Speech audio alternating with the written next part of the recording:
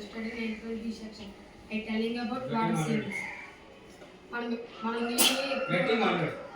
నీటిని ఎప్పుడు వృధా చేయకూడదు. నీటి వల్ల మనకి చాలా ఉపయోగాలు ఉన్నాయి. మనకు కరెంట్ వాటర్ యూజ్ అవుతుంది. మన స్నానం, మొహం, బట్టలు ఉతకడం, వాష్రూమ్కి వెళ్ళినప్పుడు మనం నీటిని కొద్దిగా వాడుకోవాలి. వ్యవసాయం చేయాలంటే నీరు అవసరం. మనిషి బ్రతకాలంటే నీరు కావాలి.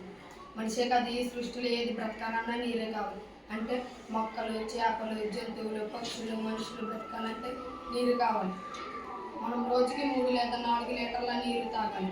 చెరువులు లేదా కాలువలు దగ్గరలో బట్టలు ఉతకడం, మూత్రవక్ష గేదెలను, ఆవులను కడగటం, నిర్మనాలు, స్నానాలు చేయడం అనేటివి చేయకూడదు. సముద్రాల వరదగా నీరు కలుస్తుంది. అందుకే ప్రాజెక్టులు, చెరువులు, వాగులు, నదులు నిర్మిస్తున్నారు. నీటిని స్టోరేజ్ చేస్తున్నారు.